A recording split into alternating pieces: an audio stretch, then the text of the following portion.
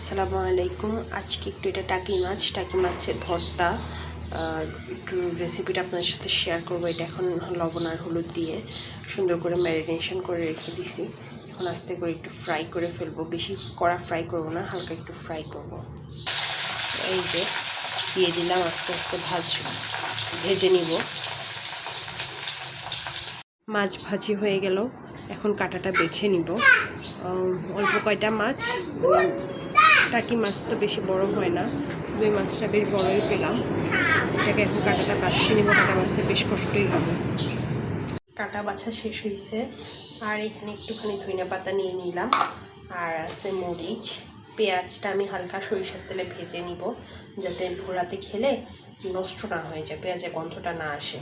এই জন্য পেঁয়াজটা হালকা একটু বেরেস্তা করবো না, হালকা একটু জাস্ট কাঁচা ভাবটা যাতে চলে যায়, সরিষার তেলে ওইভাবে ভেজে নিব। দিয়ে দিলাম সরিষার তেল, এর মধ্যে দিব এই যে পেঁয়াজ কেটে রাখছিলাম আমার, আর আগে পেঁয়াজ কাটা আছে, সেটা একটু দিয়ে দিব।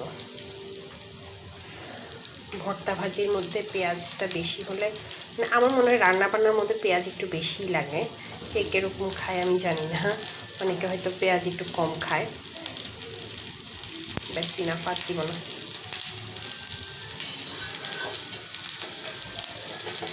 একটুখানি হালকা কাঁচা করে ভেজে নিব।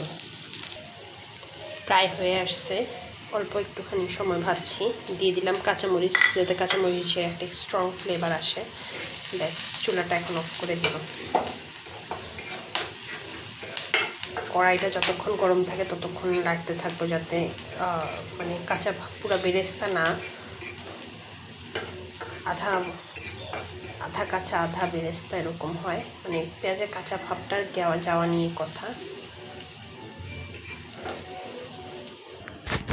মাছটা এখন মেখে একদম, এটা করতে যে কি কষ্ট হয়েছে আল্লাহ মাহবুব জান, মানে এত ছোট ছোট কাটা, মাছ তাও ছোট ছোট, এই জন্য ছোট ছোট কাটার বাছতে খুব কষ্ট হয়ে গেছে। এখন এটাতে তেলটা আর পেঁয়াজটা দিয়ে দিচ্ছি।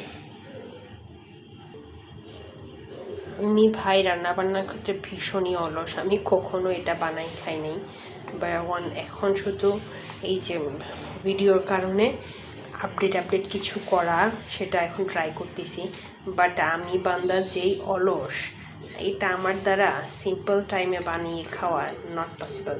মানে আমি এটার মাথাটা আমি ফ্রাই করে আবার রান্না করছি, এটাকে আবার আলাদা ভর্তা করছি। It's not my natural look. It's all kind of fake because ক্যামেরার সামনে কিছু করতে হবে, কিছুক্ষণ একটা নতুন ভিডিও করতে হবে, that's why I do this.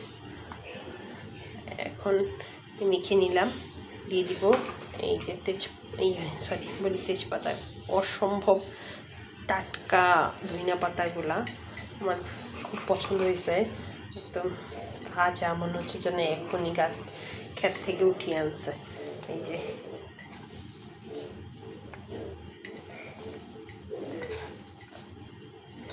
কে কে ইফতারিতে কী খেয়েছেন জানাবেন, আর সেহেরিতে কে কী খান অবশ্যই জানাবেন।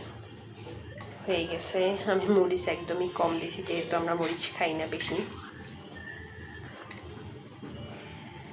ধনিয়া পাতা মনে বেশি হয়ে গেছে, হ্যাঁ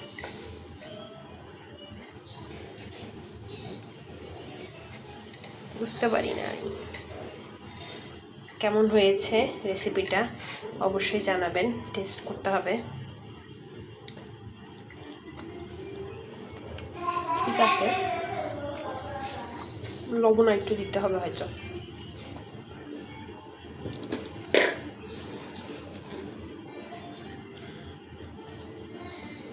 এতটুকু লবণ দিয়ে দিলাম, ব্যাস ইনাফ। এ পর্যন্ত আমার পেজটা প্লিজ ফলো করে দিবেন, ইউটিউবে চ্যানেলটাকে সাবস্ক্রাইব করে দিবেন। থ্যাংক ইউ সবাইকে, আল্লাহ হাফেজ, আসসালামু আলাইকুম। আজকে এ পর্যন্তই।